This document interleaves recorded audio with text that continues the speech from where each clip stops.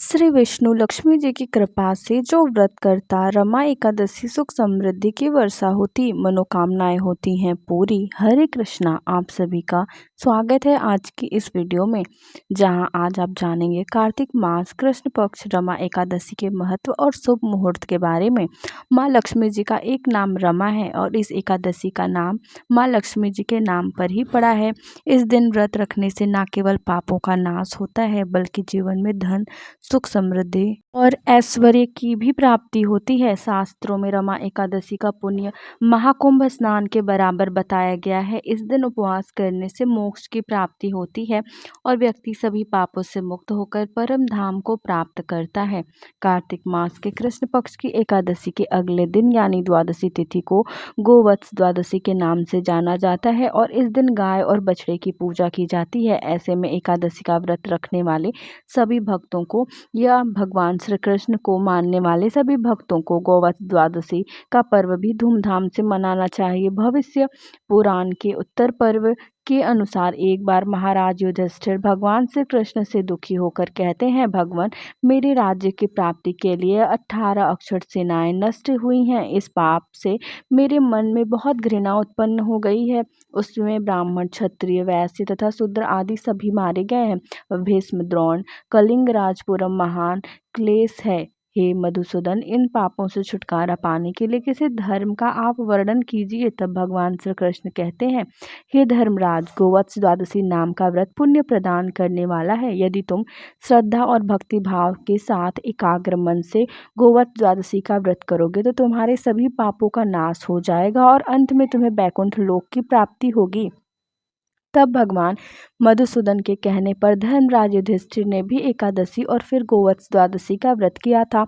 इस दिन संतान की सुख के और लंबी आयु या फिर संतान प्राप्ति के लिए भी गोवत्स द्वादशी का व्रत रखा जाता है। इस बार एकादशी की तिथि प्रारंभ होगी 27 अक्टूबर रविवार को सुबह 5:25 से और समाप्त होगी 28 अक्टूबर सोमवार को सुबह 7:51 पर। रविवार के दिन सारा दिन ही एकादशी तिथि रहेगी, लेकिन रविवार के इस दिन बाद एकादशी का व्रत न रखकर 28 अक्टूबर सोमवार के दिन ही व्रत रहेगा और गोवत्स द्वादशी भी इसी दिन मनाई जाएगी। यानी आप दो व्रत एक साथ भी रख सकते हैं। रविवार के दिन पड़ने वाली जो एकादशी है वह दशमी युक्त एकादशी है, जबकि एकादशी 2 दिन पड़े तो हमेशा सभी भक्तों को दूसरे दिन वाली एकादशी का ही व्रत रखना चाहिए।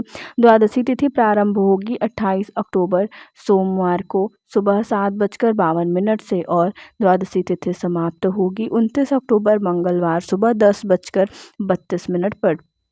और द्वादशी तिथि लगते ही हरिवासर का समय भी शुरू हो जाएगा, जो लगभग 5 से 6 घंटे तक रहता है। अब पहले जानते हैं एकादशी के दिन रहने वाले मुहूर्तों के बारे में। तो सोमवार के दिन सूर्योदय होगा सुबह 6:34 पर, सूर्यास्त शाम 5:47 पर, ब्रह्म मुहूर्त सुबह 4:58 से लेकर 5:46 तक, अभिजीत मुहूर्त सुबह 11:48 से लेकर 12:33 तक, अमृतकाल सुबह 8:12 से लेकर 10 बजे तक रहेगा और राहु काल, जो कि अशुभ मुहूर्त होता है, सुबह 7:30 बजे से लेकर 9 बजे तक रहेगा। जहां तक हो सके आप सुबह की पूजा 7:30 बजे से पहले और यदि रह गए तो सुबह 9 बजे के बाद कर सकते हैं। राहु काल के समय में आप राहु और केतु ग्रह से संबंधित दान भी दे सकते हैं।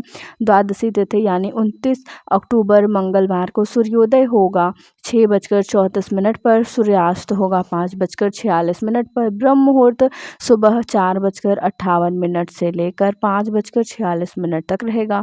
अमृतकाल सुबह 10:25 से लेकर 12:13 तक रहेगा। अभिजीत मुहूर्त सुबह 11:48 से लेकर 12:32 तक रहेगा और इस दिन राहु काल दोपहर 3 बजे से लेकर 4:30 बजे तक रहेगा। क्योंकि सोमवार को एकादशी का व्रत और गोवत्स द्वादशी दोनों ही व्रत हैं, तो शाम के समय गोधूली बेला में गवस द्वादशी की पूजा की जाती है। गाय बछड़ों का पूजन किया जाता है। गौशाला में दीपदान किया जाता है। तो आप गोधूली मुहूर्त यानी शाम 5:39 से लेकर शाम 6:05 के बीच में गोवत्स द्वादशी की गाय और बछड़े की पूजा कर सकते हैं।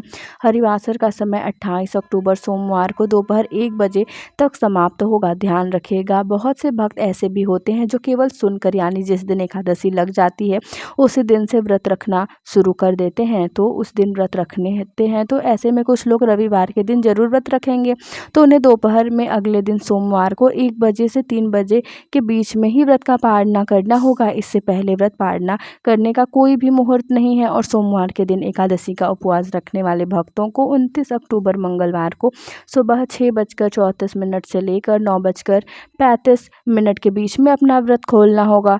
और जो भी भक्त इस बार गोवत्स द्वादशी का पालन करने वाले हैं उन्हें इस दिन भूलकर भी गाय के दूध से बनी कोई भी सामग्री का प्रयोग नहीं करना चाहिए, यानी गाय के दूध का सेवन नहीं करना है, दूध से बनी अन्य वस्तुओं का सेवन नहीं करना है। और इस दिन गाय और बछड़े की विशेष रूप से पूजा करने से भगवान श्री कृष्ण और गौ माता का आशीर्वाद अवश्य मिलता है। तो ये थी आज की वीडियो। उम्मीद है आपको